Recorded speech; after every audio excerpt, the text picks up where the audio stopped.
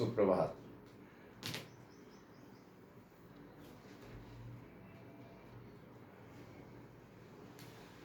Diversity यानी विविधता में हम लोग पढ़ रहे थे। तो आइए, आज का टॉपिक है एक बीजपत्री और द्विबीजपत्री पौधे।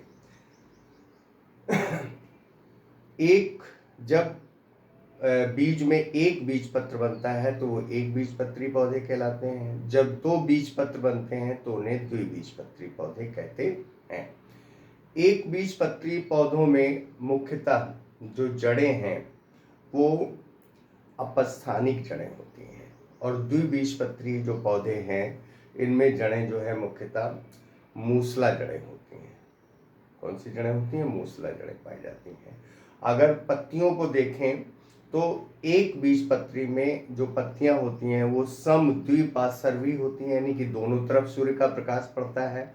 और द्विबीजपत्री पौधों की जो पत्तियां होती हैं उनमें वो पृष्ठाधारी होती है। पृष्ठाधारी का मतलब केवल ऊपरी परत पर सूर्य का प्रकाश पड़ता है। ठीक है, तो ये एक बीजपत्री और एक बीजपत्री में मुख्यतः आते हैं, जैसे जितने भी अनाज हैं वो सब एक बीजपत्री पौधों में आते हैं। अनाज, गेहूं, धान, मक्का, ज्वार, बाजरा। और द्विबीजपत्री में आते हैं जितनी भी दालें हैं और जो ऑयल वाले जो प्लांट हैं, जो ऑयल जिनसे तेल निकाला जाता है, वो सारे जो है द्विबीजपत्री में आते हैं। जैसे चना, मटर, अरहर, ये सब द्विबीजपत्री है। तो एक बीजपत्री और द्विबीजपत्री पौधों में अंतर। इसके बाद जंतुओं में क्या बोलते, जो वर्गीकरण है, जंतुओं का वर्गीकरण। जंतुओं को मुख्यतः वर्गीकृत किया गया है, एक तो उनकी संरचना के आधार पर, यानी एक कोशिकीय हैं कि बहुकोशिकीय हैं या विशिष्ट जीव हैं। ठीक है।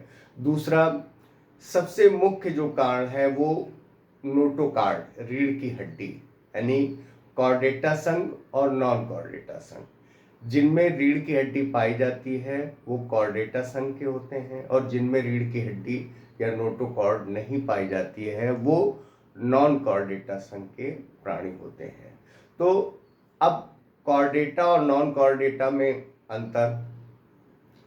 सबसे पहले, इनमें जो कॉर्डेटा संघ के प्राणी होते हैं उनमें रीढ़ की हड्डी पाई जाती है, और जो नॉन कॉर्डेट होते हैं, अकशेरुकी होते हैं, उनमें रीढ़ की हड्डी नहीं पाई जाती है।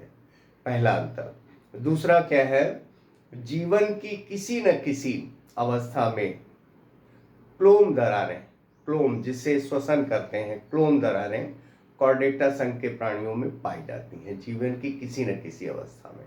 और नॉन कॉर्डेटा संघ के प्राणियों में ये पाई नहीं जाती। नेक्स्ट पॉइंट है, जो हार्ट है, हृदय, वो पृष्ठ भाग में स्थित होता है और उसमें अधर भाग में स्थित होता है नॉन कॉर्डेटा में। ठीक है। और जो कॉर्डेटा संघ के प्राणी हैं इनमें जो तंत्रिका तंत्र है वो खोखला होता है, खोखला बेलनाकार होता है तंत्रिका तंत्र।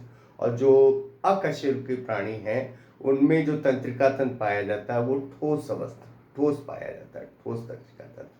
तो ये कुछ लक्षण हैं कॉर्डेटा और नॉन कॉर्डेटा संघ के प्राणियों के, और इसके अनुसार भी जंतुओं को वर्गीकृत किया गया है, जंतुओं को बांटा गया है। तो जंतुओं का वर्गीकरण स्टार्ट हो रहा है।